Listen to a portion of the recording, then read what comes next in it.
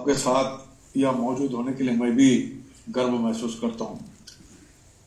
मुझे भी आना था, शामिल होना था, लेकिन अनफॉर्चुनेटली मेरे बहुत ही अजीज दोस्त, करीब करीब 50 साल के हमारे साथी थिएटर के, वो चल बसे और मुझे रुकना पड़ा है यहाँ पे। और तो मैं इच्छा होते हुए भी मैं आप लोगों से नहीं मिल पाया। समाऊ मेरी कुंडली में श्रीनगर आना बार बार कठिन रहा। जब मैं स्कूल में था तब पिकनिक के लिए भी नहीं जा सका था। दो तीन ऐसी हिंदी पिक्चरें थी जिसके अंदर करने वाले थे, वो समाऊ उन पिक्चर का शूटिंग भी श्रीनगर में कैंसिल होते हुए फिर शिमला वगैरह में कर दिया गया था। तो वो मौका भी मेरे हाथ से निकल गया था। और इस बार भी लेकिन मैं उम्मीद करता हूँ, क्योंकि अब मैं 100% आ पाऊंगा, रेन और शाइन, दोबारा जब मुझे मौका मिलेगा मैं 100% आऊंगा। और मैं ये समझता हूं कि थिएटर जो वर्ड है वो ग्रीक से आया था। उसका मतलब होता है थिएटर का कि ऐसी जगह जहां पे लोग देखने जाते हैं। क्या देखने जाते हैं? जिंदगी की सच्चाई देखने जाते हैं, सोशल सिचुएशन जो होती है उसे देखने जाते हैं। और मेरे हिसाब से थिएटर एक स्पिरिचुअल एंड सोशल एक्सरे है उस वक्त का। थिएटर क्रिएट ही इसलिए हुआ था कि लोगों को जिंदगी के बारे में, सोशल सिचुएशन के बारे में सच्चाई बता सके। ऑफकोर्स मनोरंजन तो हो ही, एंटरटेनमेंट तो हो ही, लेकिन साथ साथ खोखला एंटरटेनमेंट नहीं, कुछ डेप्थ भी हो, कुछ मैसेज भी हो, कुछ टेक अवे गिफ्ट भी हो। हमारे बंगाल के बहुत बड़े नाट्यकर्मी थे शंभू मित्रा साहब, वो हमेशा कहते थे कि जब ऑडियंस आती है थिएटर में तो एक दिया लेकर आती है, अनलिट लैंप लेकर आती है। और जब ऑडियंस जाती है घर पे तो दिया जला हुआ होना चाहिए। कोई विजडम हो, कोई समझ हो, कोई डेप्थ वाली बात ऑडियंस को लेके जाना चाहिए।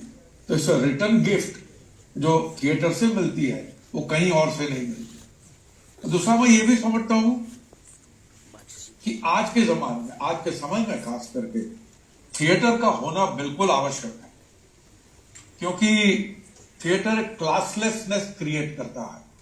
अब जब जो भी थिएटर वाले, जो भी फिल्म वाले, हम अच्छी तरह जानते हैं कि जब हम करते हैं थिएटर तो मुझे ये पता नहीं होता, मुझे जानना भी नहीं है कि मेरी स्क्रिप्ट किसी ब्राह्मण ने लिखी है, किसी मुसलमान ने डायरेक्ट की है, और किसी दलित ने उसकी लाइटिंग की है, या किसी शेड्यूल कास्ट या शेड्यूल ट्राइब वाले ने कॉस्ट्यूम बनाया है। मुझे जानना ही नहीं। हम सब आते हैं, साथ में मिलके एक सर्जन करते हैं, एक अच्छी चीज बनाते हैं। यही हमारा गोल होना चाहिए, यही आपस की दूरी करता है। ये सबसे बड़ा जो डीप लेयर्ड मैसेज जो है, ये हमको समझने की जरूरत है। और मैं ये भी समझता हूं कि एक एक्टर होने के नाते मैं जिस तरह से थिएटर को देखता हूं, मेरे लिए तो ये अपने आप को सुधारने का, निखारने का मौका है। मेरे दिलो दिमाग का इसमें डायलिसिस होता है, मेरे दिलो दिमाग का कचरा निकलता है, जो विशुद्धि होती है वो निकलती, इम्प्योरिटीज निकलती। कैसे मैं समझाऊं आपको? जब मेरे पास कोई स्क्रिप्ट आती, मैं पढ़ता हूं, तो उसमें कुछ चीज है जिसके साथ मैं आइडेंटिफाई कर सकता हूं। मुझे लगता है ये चीज मैं कर पाऊंगा, ये मुझ में है, और जो नहीं कर पाऊंगा वो मुझ में नहीं है। तो पूरी मेरे इनर लैंडस्केप की, मेरे दिमाग की, दिल की ब्लूप्रिंट निकल के मेरे सामने आती है। एक पूरा नक्शा आ जाता है कि मैं किस किस्म का इंसान हूं, और फिर उसको समझना, उसको आगे चल आपको जो रोल करना है वो तो करना ही है। मैं विलन का रोल करते करते ये ना कहूं कि भैया मैं बहुत संत बाबा का रोल कर रहा हूं, वो तो मुझे निभाना ही है। लेकिन जो जो त्रुटियां, जो जो खामियां मेरे अंदर है, वो मुझे दूर करनी है। ये भी मेरे लिए एक प्रोसेस है, तो ये मुझे बहुत काम आता है। और दूसरी बात ये भी मैं कहूं कि मूवी आपको फेमस बनाती है, टेलीविजन आपको पैसा देता है, लेकिन थिएटर आपको प्रॉस्परस करता है।